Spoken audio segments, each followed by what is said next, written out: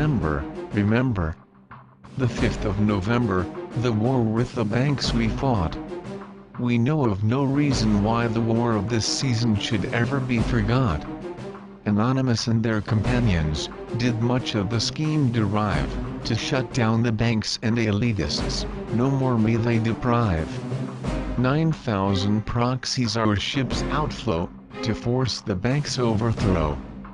But by the 1% powers provocateurs dispatch against the 99% game set match. They give us our cake, unemployment and heartache. They think they have won, wait for round 2. The better for us, and worse for the few. A rope on some soap, in the pen you'll find them. A world washed down, and a maximum security prison to hold them. Holla world, set sail upon our ships. Holla world, oceans filled with scripts. Hip hip hooray.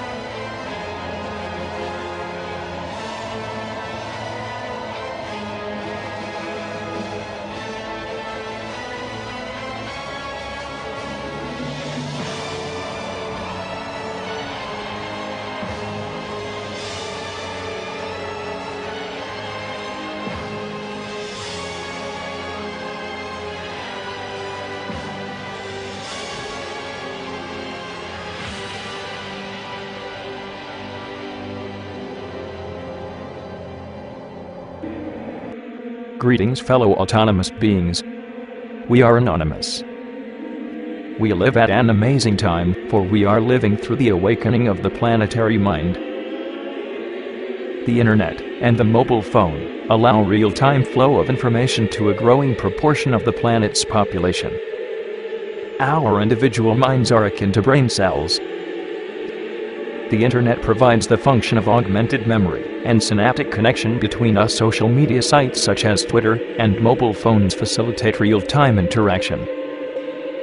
Previously, the flow of information has been limited by both slow flow and limited bandwidth. Now, random individuals can work in concert to process information in a relatively consistent fashion due to our common neural structure and our tendency to think alike.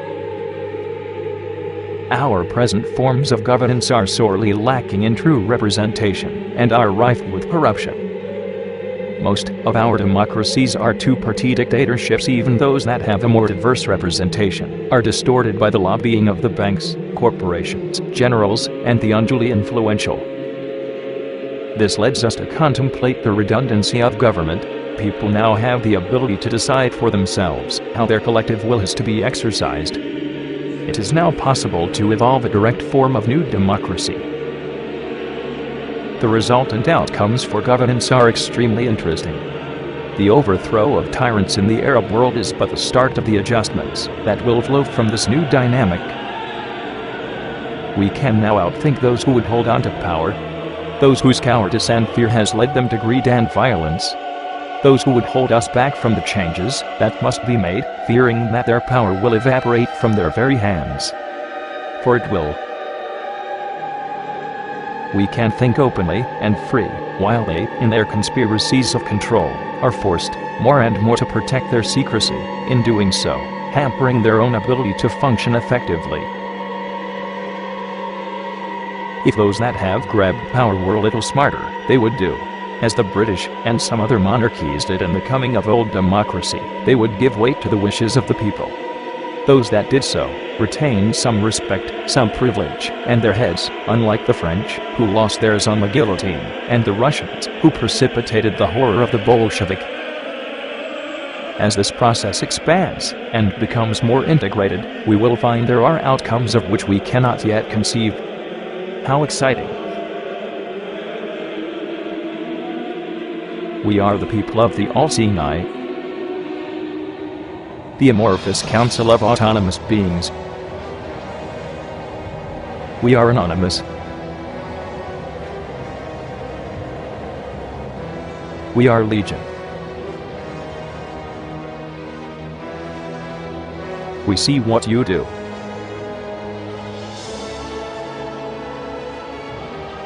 We do not forgive. We do not forget. Expect change. Expect us.